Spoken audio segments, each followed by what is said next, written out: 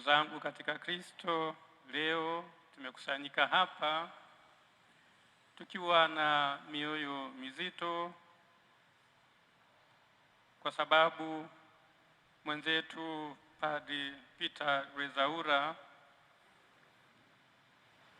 amekutwa na mauti ya ghafla. Tumebeba huzuni kubwa na maswali yasiyokuwa na majibu.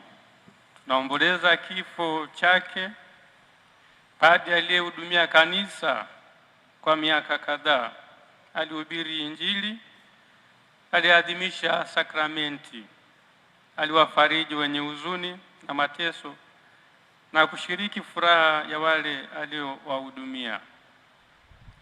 Tumekusanyika hapa tukiwa na matumaini na katika mwanga wa ufufuko wa Kristo.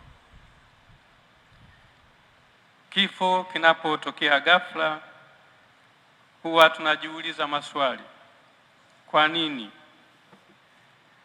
Haikuwezekana kitu kufanyika kuepusha hili?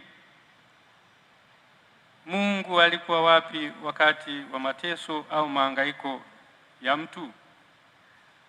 Leo hii hatupo hapa ili kupata majibu. Tumekusanyika hapa kusali na kuikabidhi roho ya Padri Peter Rwezaura kwa Mungu mwenye huruma isiyo na mipaka. Hatukuja kutoa hukumu, maana mwenye kuhukumu ni Mungu mwenyewe. Tukumbuke kuwa huruma ya Mungu ni kubwa zaidi kuliko udhaifu wa kibinadamu.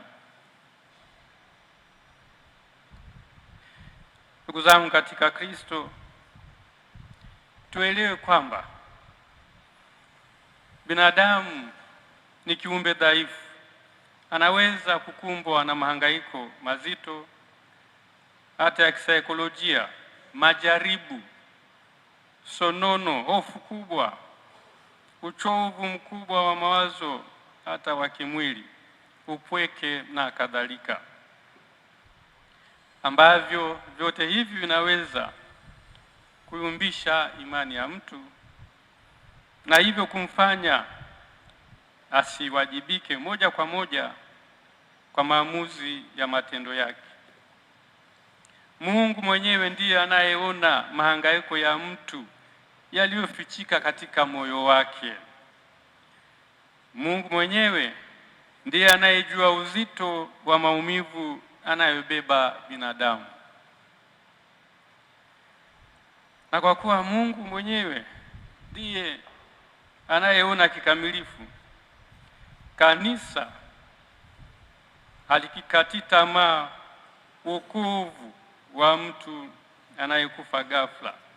Badala yake, kanisa huikabidhi roho yake katika huruma ya Mungu isiyokuwa na mipaka. Ndugu yetu Padri Rwezaura aliyelala hapa alikuwa binadamu kama binadamu wengine ambao ni dhaifu na wenye kuhitaji neema ya Mungu.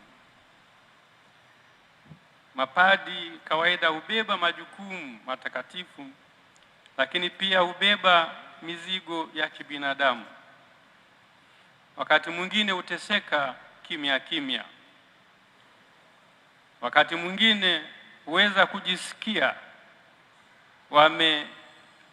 wapweke japo wamezungukwa na watu. Ndugu zangu, leo hii ni siku ya kujisikia huruma ndani mwetu. Kristo mwenyewe pale Getsemani alipata mahangaiko makubwa na alisema, nina huzuni kubwa moyoni hata karibu kufa. Mathayo 26 mstari wa 38. Na pale msalabani Kristo alilia, Mungu wangu, Mungu wangu, mbona umeniacha? Mathayo 27:46. Kristo anaelewa zaidi maana ya kuachwa na kuteseka kuliko tunavyoweza kufikiria. Kristo kama binadamu aliingia kikamilifu katika mahangaiko ya kibinadamu, katika giza ambalo matumaini yanaonekana kuwa mbali. Kama Kristo aliingia katika hali hii, basi hakuna binadamu aliye na mahangaiko makubwa aliyeachwa kabisa mwenyewe, kwani Kristo aliyashinda yote na yu pamoja nasi. Tunamkabidhi ndugu yetu kwa Kristo.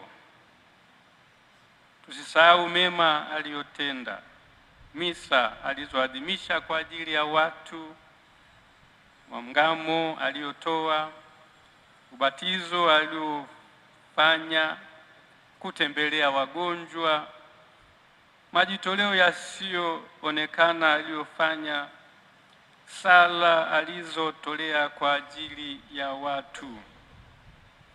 Mungu asahau mema aliyotenda mtu kwa ajili ya watu wake. Wapendwa, siku ya leo inatualika kutazama maumivu wanayopata binadamu wenzetu.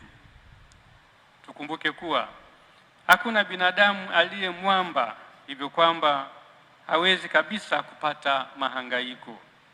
Aidha, katika mahangaiko tusiteseke kimya kimya, tuwashirikishe wengine, turuhusu watu wengine wasafiri nasi katika mahangaiko yetu. Raha milele umpe e Bwana, apumzike kwa amani.